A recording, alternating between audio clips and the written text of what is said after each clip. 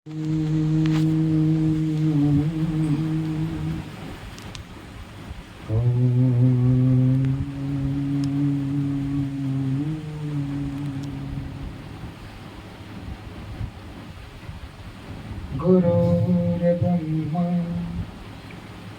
गुरुर्विष्णु गुरुर्देव महेश्वर गुरु साक्षात् परब्रह्म तस्मै श्री गुरवे नमः। यन्मायावशवर्ति विश्वमखिलं ब्रह्मादिदेवासुरा यत् सत्त्वादमृषैव भाति सकलं रज्जो यथा हेर्भ्रमः यत् पादप्लवमेकमेव हि भवाम्भोधेस्तीतीर्षावताम् वन्देऽहं तं शेषकारणपरं रामाख्यमीशं हरिम्।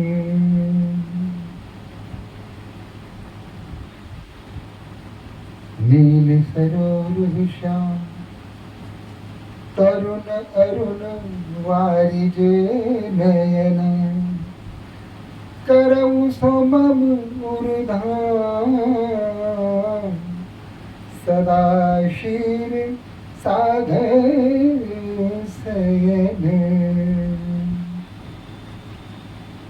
बंदो गुरुपद कन कृपा सिंधु नर रूप हर महामोह तम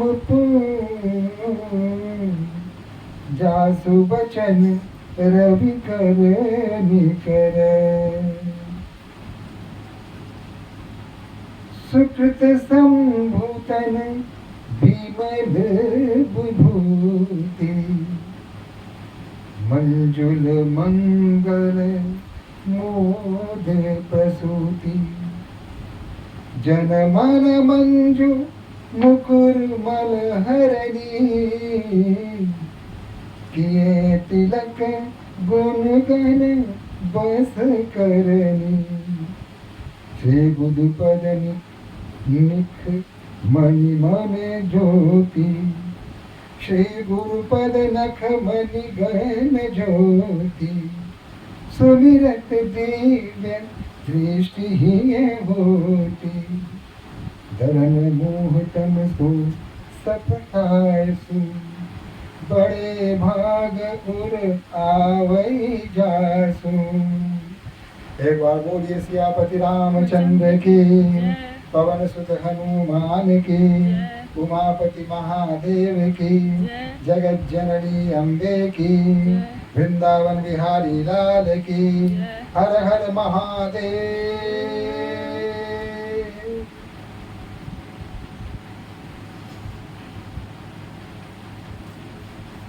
अब भगवान विष्णु ने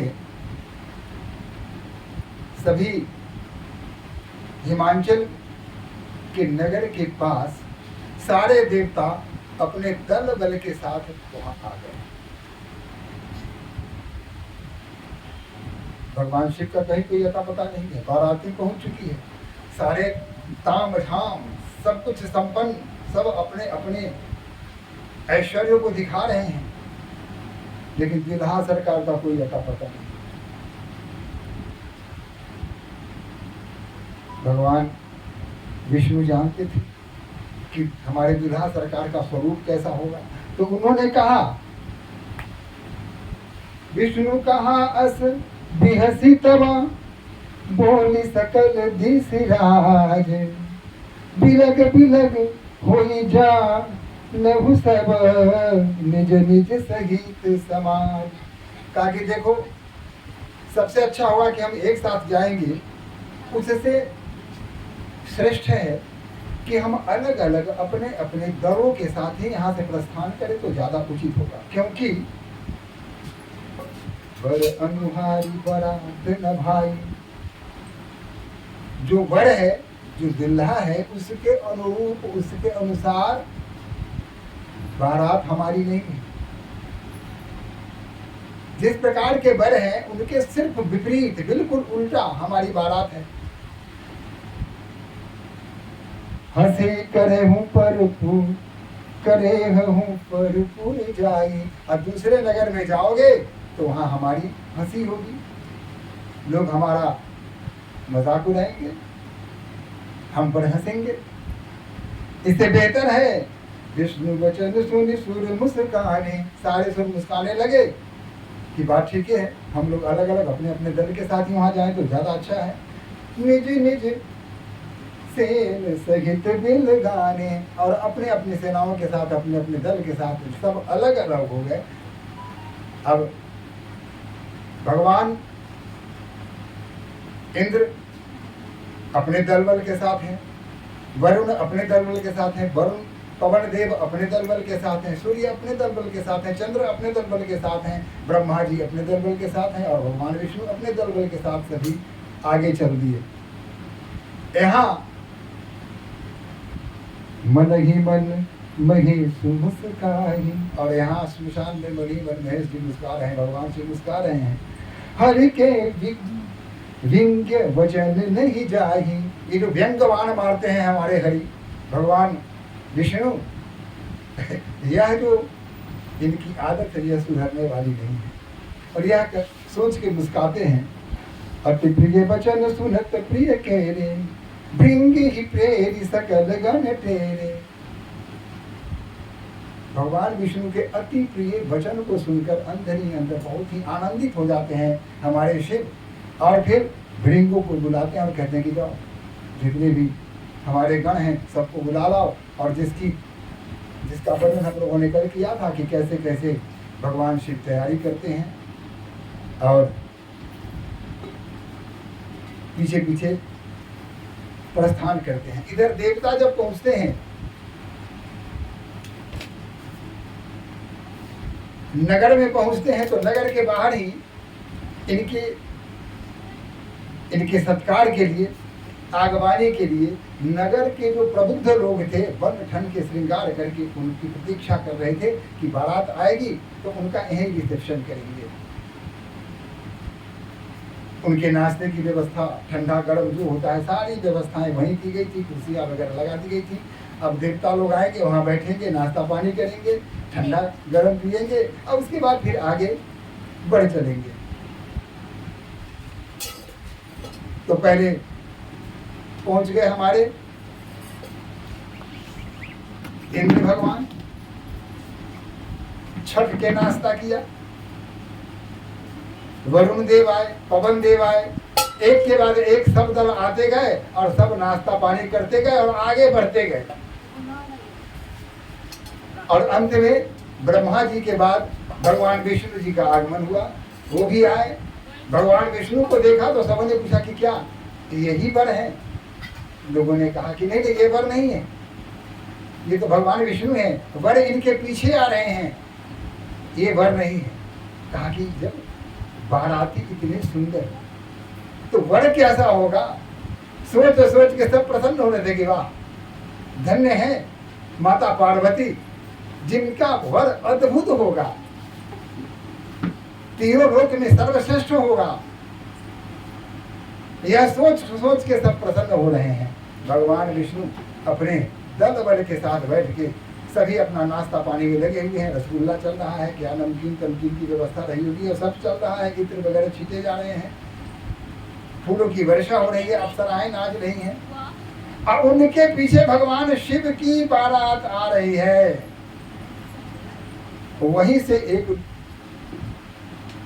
भूत ने ऊपर से देखा, कहा कि अरे तो नाश्ता पानी का पूरा व्यवस्था है,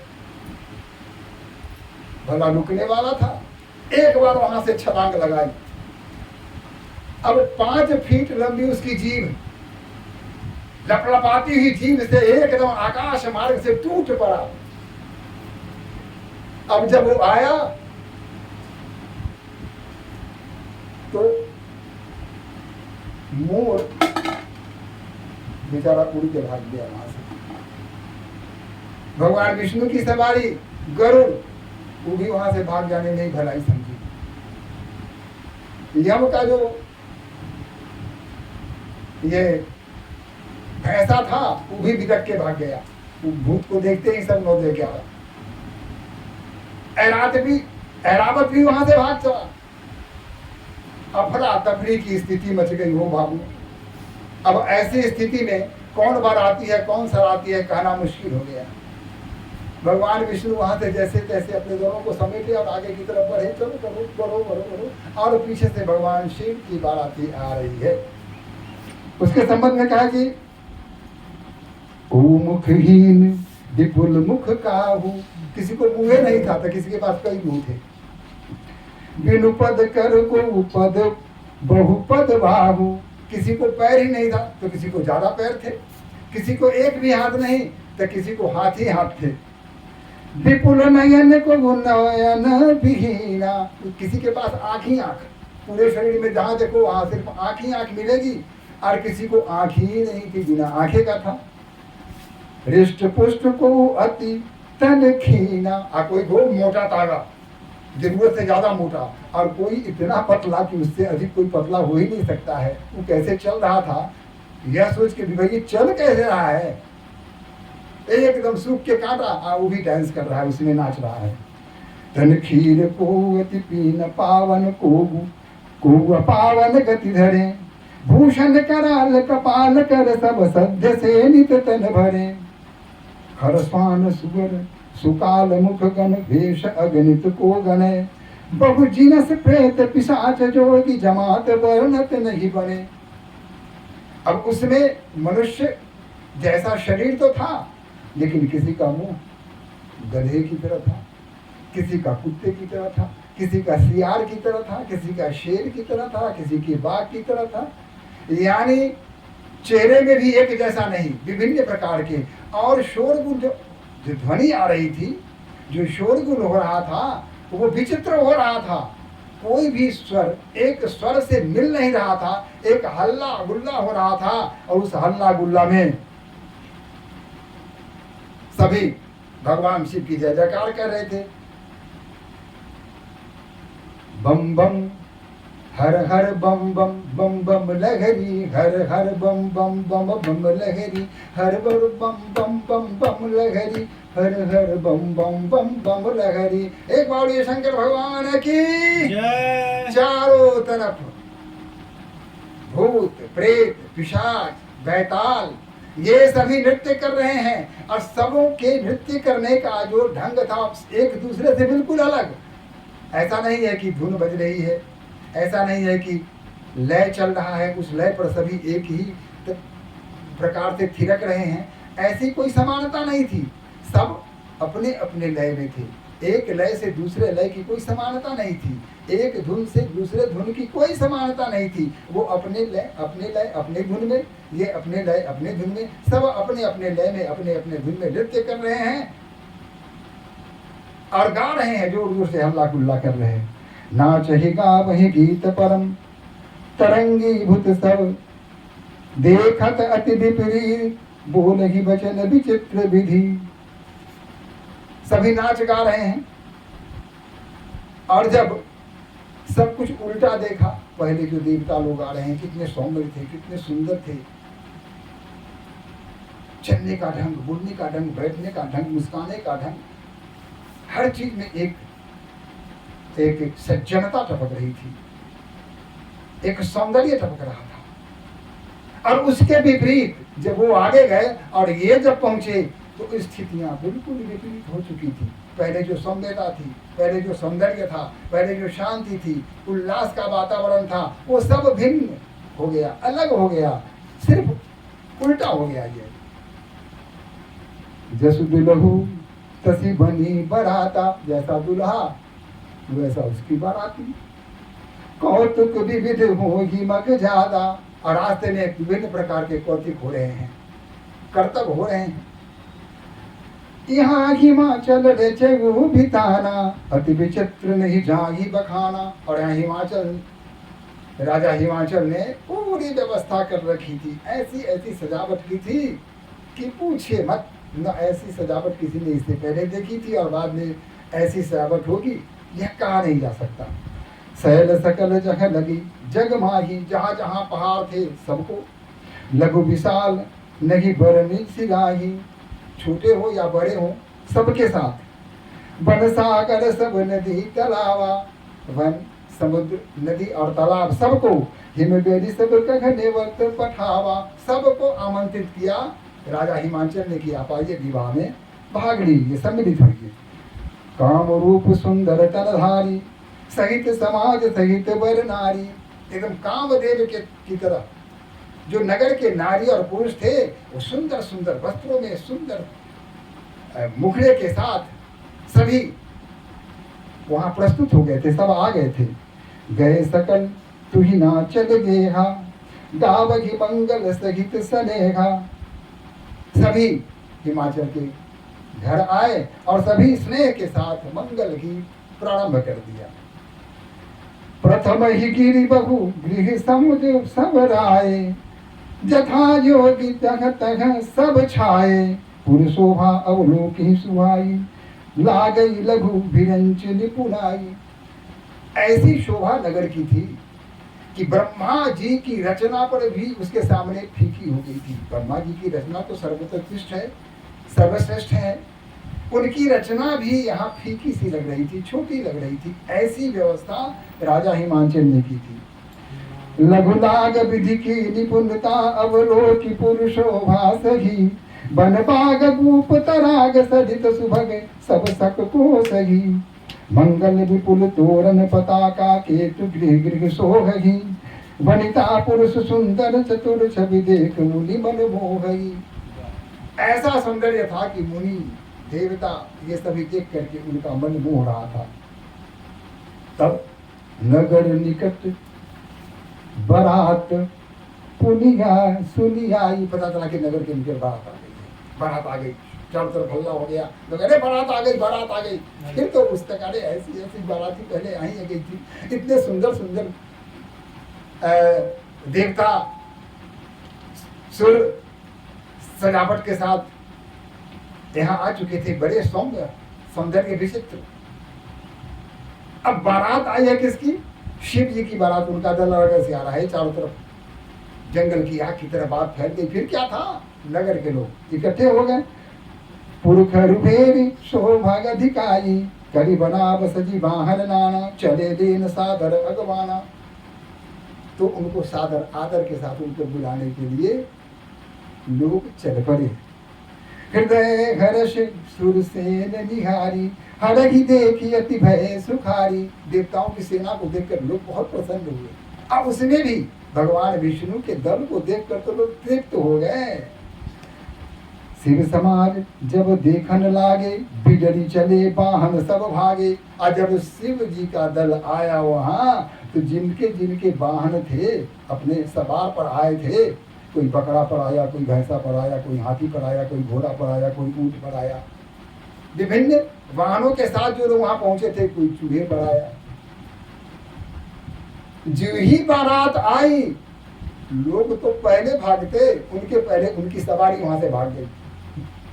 बेचारे एक बार उधक के उनकी सवारी वहां से भागी, बेचारे नीचे, सारे देवतागण नीचे, चाहे जो अगवानी करने आए थे बड़े बन ठन के, सब नीचे, उनकी सवारी गायब। ये हर शिशुर सेन बिहारी, हर ही देख तो हो गया। गए भवन पूछेगी मृत्यु माता, कहीं बचन भय कंपित माता। और जो छोटे छोटे बच्चे थे जो वहां देखने आए थे, उन्होंने देखा बाप रे बाप, किसी को एक मुंह है, किसी को मुंह नहीं है, किसी को अनेक मुंह है, किसी को एक कान है, किसी को कान ही नहीं है, किसी को एक आंख है, पूरे के शरीर में पूरा आंख ही आंख है, किसी को हाथ नहीं है, पूरे शरीर में सिर्फ हाथ ही हाथ है। ऐसे अद्भुत बारातों को देखकर जो छोटे छोटे बच्चे थे डरे, बड़े वहां तो थोड़ा ठहरे, बच्चे वहां से भाग चले, कहा कि बाप रे बड़ी बाराती है। सब अपने अपने घर चले गए डर के मारे। माता ने पूछा क्या हुआ, क्या हुआ, भाग के चले आए, बारात देखने गए थे ना। कहा कि जो जिंदा रहेगा वही ना बारात देखेगा, वहां तो बाप रे बाप खाली भूत प्रेत डायन ऐसे भयानक है कि तो देखते ही लोगों को खा जाएगा। ऐसी बाराती कभी नहीं देखी। कही ये कहा कही यकाह कही जाई न बाता, कि क्या बताऊं, कुछ कहा नहीं जा रहा है। बच्चे ने कहा कि क्या कहूं, कुछ कहा नहीं जा रहा है। जमकर धार किंध बरियाता, बड़ू बौरा बसं असबारा। दूल्हा तो पागल है, अब बैल पर सवार है। अब बताइए, आज तक कोई दूल्हा बैल पर ब्याह करने गया है? कोई पालकी पर जाता है, आजकल कार में लोग जाते हैं, पहले हाथी पर जाते थे। बैल पर सवार होकर आज तक कभी कोई दूल्हा विवाह करने गया? तो वो ऐसा दूल्हा पागल है, बैल पर सवार होके आया है। बताइए, ब्याल कपाल विभूषण छाड़ा, माथा पर सांप है, गर्दन में सांप है, सारा जो उसका श्रृंगार है वो सब सांप से है। अब बताइए, इतना भयंकर दूल्हा को देख करके कौन ठहरेगा वहां? तन छार ब्याल कपाल भूषण नगन जटि भय भयंकरा, संगभूत प्रेत पिशाच जोगिन विकट मुख सर जी चरा। असात में भूत प्रेत ये सब है, सब नाच कर रहे हैं। बीच में दूल्हा आया उसके पास, और सब अंग भंग है, किसी का गर्दन है, किसी को गर्दन ही नहीं है, बिना टांगे के कोई नाच रहा है। तो किसी की जीभ 5 फीट की है, किसी को जीभ ही नहीं है। अब ऐसे भयंकर स्थिति को देखकर जो जियत रहेगी, बारात देखत पुण्य बढ़ते ही कर सही। जो जीवित रहेगा वही ना बारात देखेगा, जो बहुत पुण्य किए हुए होगा वही इस बारात को देखेगा, यही इस विवाह को देखेगा, नहीं तो कोई नहीं देख सकता, सब पहले ही मर जाएगा। देखिए तो सब उमा विवाह घर घर, बात असी लड़ी कह कही, ताकि जो बचेगा वही उमा यानी पार्वती का विवाह देख सकेगा। बाकी हमें इतना साहस नहीं है कि हम बारात को देख सके। कोई जिंदा रहेगा वही नबी आ देखेगा। समुझी महेश समाज सब, जननी जनक मुस्काही, बाल बुझाए विविध विधि, निडर हो डर नाही। तो बड़े लोगों ने बच्चों को समझाया कि डरने की कोई बात नहीं है, तो भगवान है, तो शिव है, उनका यह स्वरूप है, इससे भय की कोई बात नहीं, तुम डरो मत, घबराने की कोई बात नहीं है। अब ऐसी स्थिति में भगवान बाराती को आगवानी करने के लिए हमारी माता सुनैना मैना अपनी सखियों के साथ अपने दरवाजे पर खड़ी है। पहले और नारद बाबा भी वहीं पासे में है। तो पहले जब बाराती गुजरती है सामने से, तो पहली बार आती किनकी आती है? तो देवताओं के राजा इंद्र की, अपने दल बल के साथ जा रहे हैं। पहले उनके दल जा रहे हैं, कहा कि यही बार आती है क्या, है ना? अब बीच में इंद्र भगवान बन ठन के बैठे हैं, दूल्हा यही है क्या?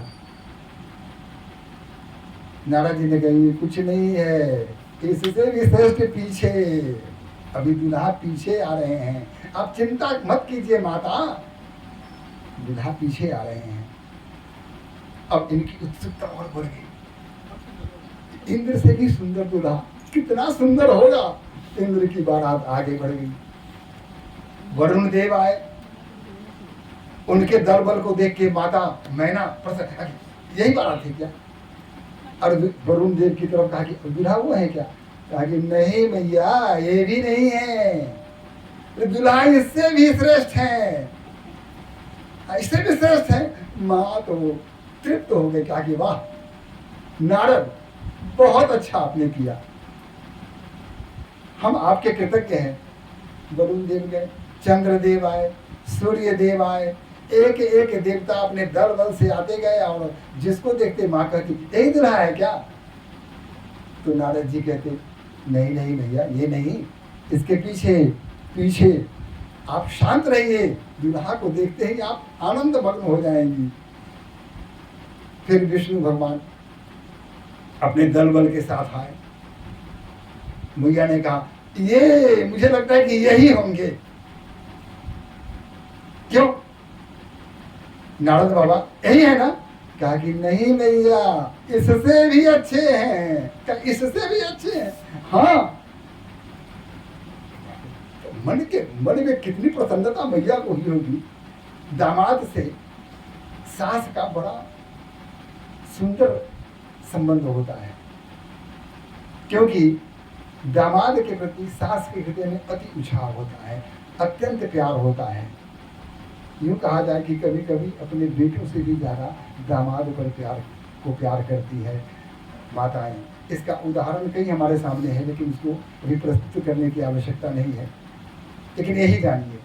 तो दामाद के संबंध में यह सोचना कि भगवान विष्णु से भी सुंदर, उनसे भी श्रेष्ठ, उनसे भी उत्तम हमारे दामाद पीछे आ रहे हैं।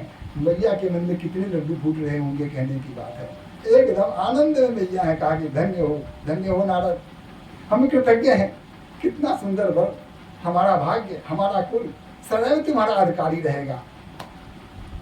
उसके बाद जब विष्णु जी की सवारी गाई तो अचानक शोरगुल बढ़ गया, हल्ला होने लगा, विभिन्न प्रकार की आवाज आने लगी।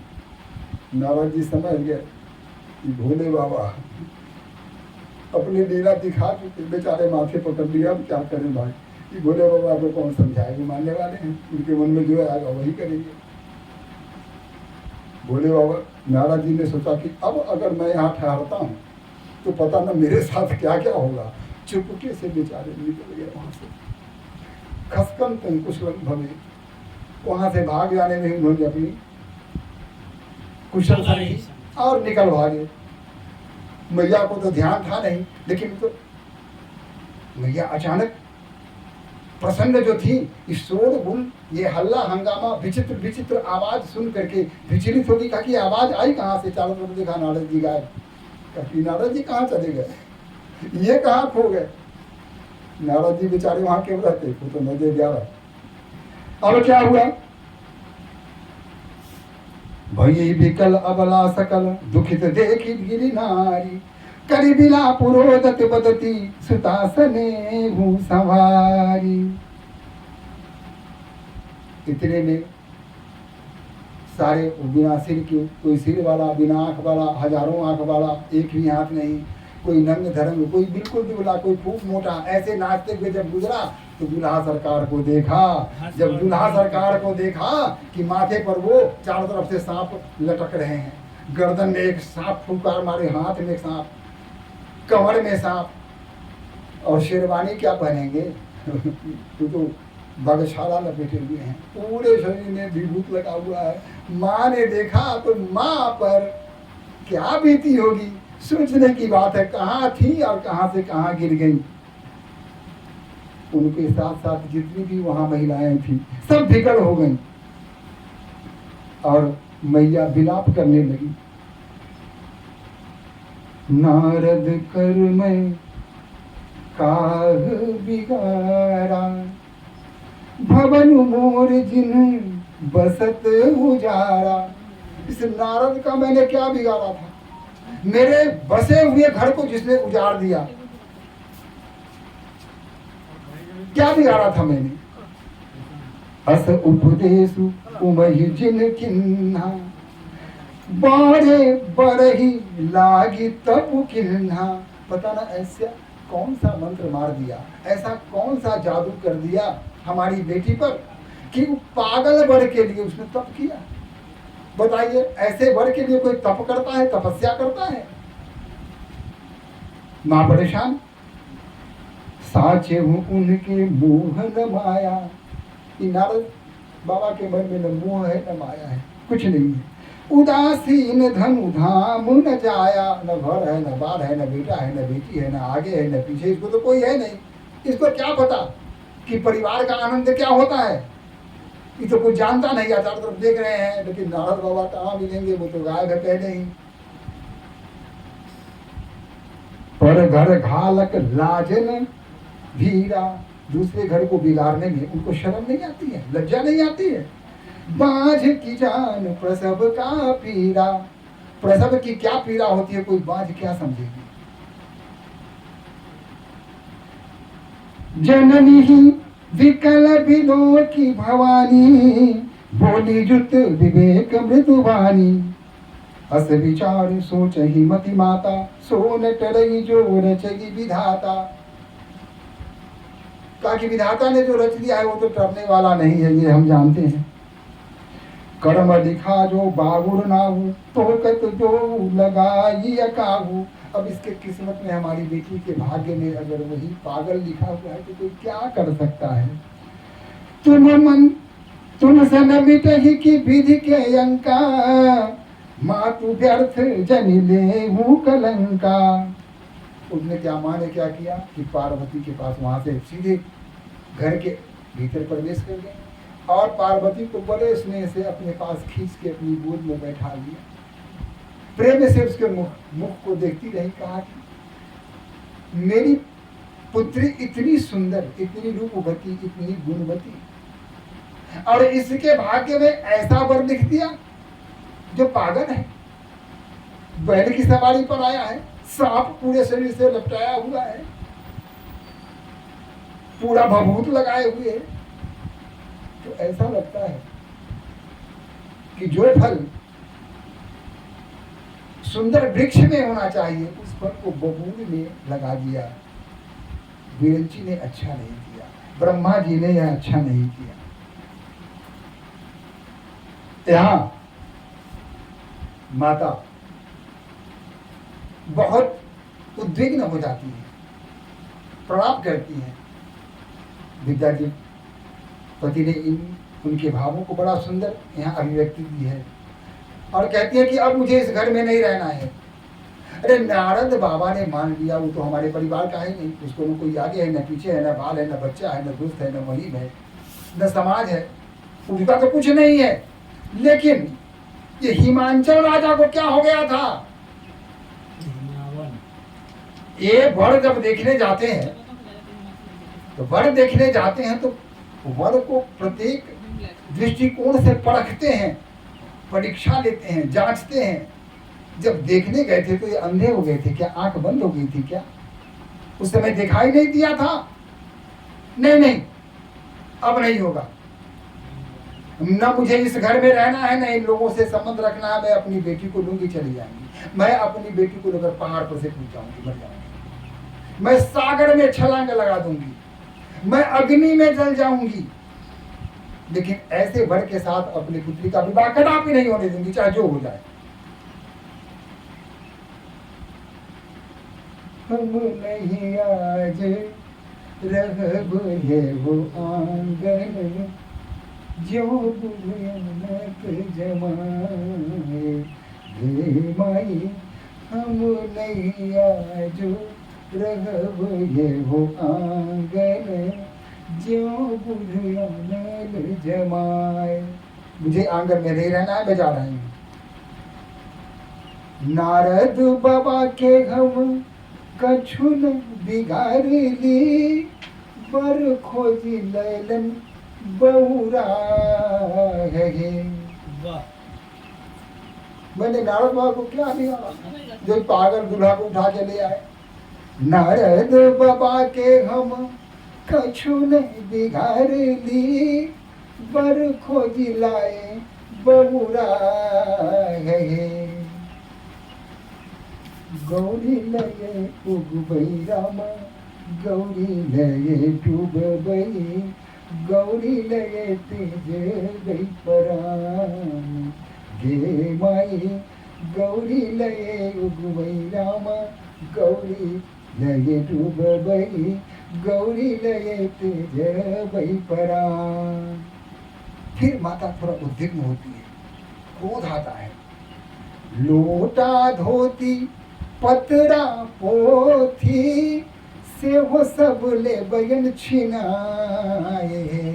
आवे तो जरा नारद बाबा आ तो जाए, ये लोटा धोती या पतरा पोथी लेकर के सब छीन लेंगे।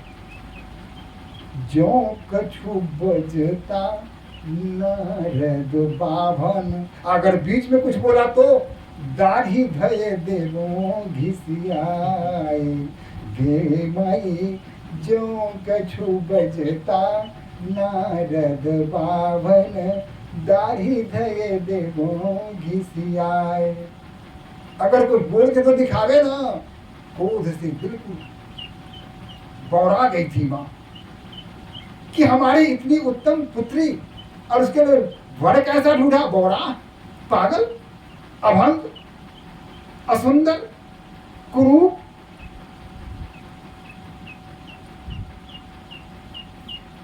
विद्यापति कहते हैं, भले ही विद्यापति सुनु एक बनाई न, करू निज मन में ज्ञान है। आप अपने मन में ज्ञान कीजिए। गौड़ी, माता गौड़ी भी कहती हैं, यहाँ माँ को समझाने का प्रयास करती हैं। वो कहती हैं कि आप शुभ शुभ करी हाँ गौरी बियाहू, ये हो छठी त्रिभुवन नाथ गे माये, शुभ शुभ करी हाँ गौरी बियाहू, ये हो छठी त्रिभुवन नाथ।